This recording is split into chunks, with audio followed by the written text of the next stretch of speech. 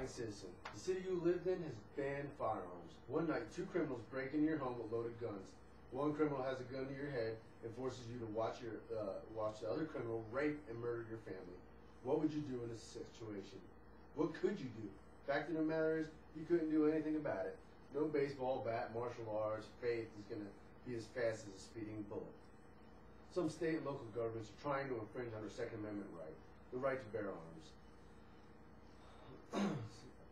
One of the benefits of being an American. Several foreign countries have completely banned guns altogether without the desired effects, as well as some of our states. Washington, D.C., Chicago, Illinois, Detroit, Michigan. They've all banned the rights for law-abiding citizens to even own a weapon. And still the crime rates continue to rise, and they got some of the highest crime rates in all of America. Some Colorado, Texas, and Georgia, some of the more lenient states with gun control laws, they have more lower crime rates. Go figure. England, Germany, Australia, and Japan have all banned the use of guns completely and still continue to have increasing rates of armed robbery and assaults. Banning firearms in this country will not lower the crime. It will not lower suicides, and in fact may just make things worse. Today I will persuade the class that banning firearms will not solve gun-related crimes. It will in fact prevent law-abiding citizens from defending themselves and their families. I am a legal gun owner. It is required by law to have a very in-depth background check in order to even purchase a gun. You cannot be a felon. You cannot have assault charges, and you can't be a drug addict to legally purchase a weapon. But yet, if a criminal wants to purchase a weapon, he could get one on the black markets, no background check required. Or they could go to local governments. They could get them on the streets easier than a normal law-abiding citizen. Taking away our Second Amendment right is not going to solve anything. I have 3 reasons as to why. First, it won't make the country a second place. Second, gun crimes are still going to be high. And last, but not least, guns will not make suicide and accident rates decrease. Some politicians and state governments are constantly trying to make the streets a safer place. And to the surprise of many, politicians in state legislature have actually done something about it that clearly lowers the crime rate. They have written and passed laws permitting the carrying of concealed weapons and firearms by law-abiding citizens. 31 to 33 states allow this practice. The shocking truth of the matter is that the fact that these states where law-abiding citizens are authorized to carry concealed weapons, violent crime rates have dropped. Since January 2001, there was only 1 incident where a legally permitted concealed handgun owner handgun was used in a shooting, and it was in self-defense. From October 1987, when Florida's concealed weapon law went into effect until the end of 1996, over 380,000 permits were issued to qualifying applicants. Only 72 permits were revoked, and that was due to them getting a DUI or a felony or an assault charge. These didn't even involve the permitted weapon at all. Several countries, specifically England, have tried banning guns with the hopes of lowering violent crime rate within the country. This backfired in the face. Now England suffers from higher violent crime rate than that of America. Instead, it has left law-abiding citizens and police hopeless in the defense of criminals who are now confident that their victims have neither the means nor the legal rights to resist them.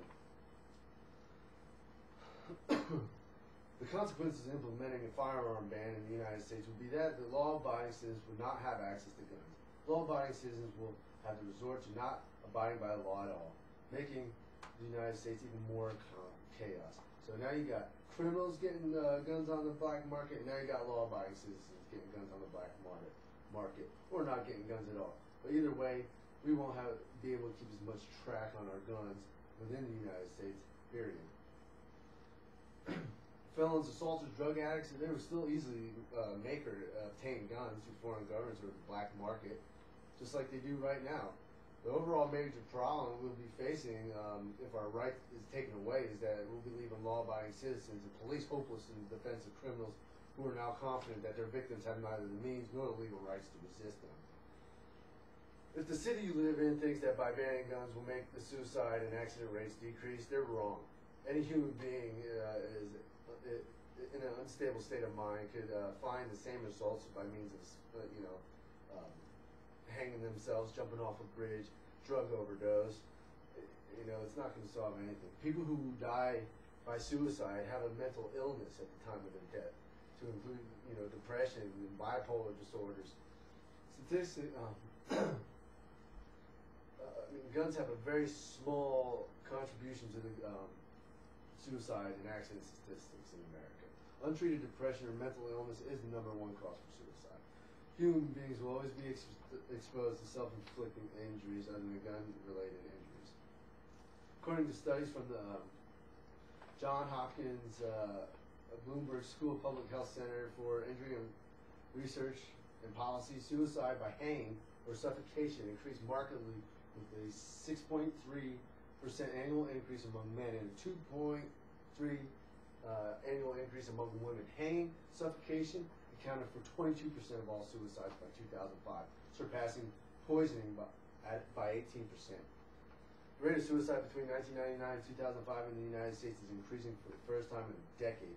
This detailed analysis of suicide methods across specific population groups shows that the rate of firearm suicides decreased during the study period. Go figure. So anti-gun protesters that would love to see guns banned from the United States because they believe that having a gun at home instead of security would only lead to deadly altercations, and young kids are more prompt to develop violent behaviors instead of seeing firearms as a self-defense object. They see it as an easy tool that can be used against others are wrong.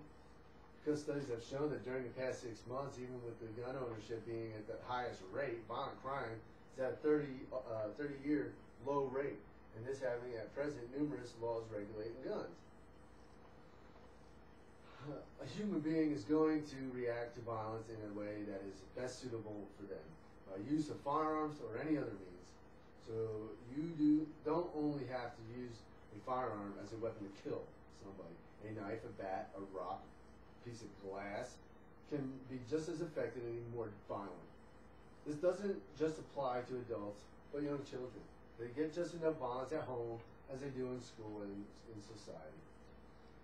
Clearly, if the government and the states appeal in favor of taking away our Second Amendment right, the right to bear arms, would be the biggest mistake they could ever do towards the law-abiding citizen and to society in general.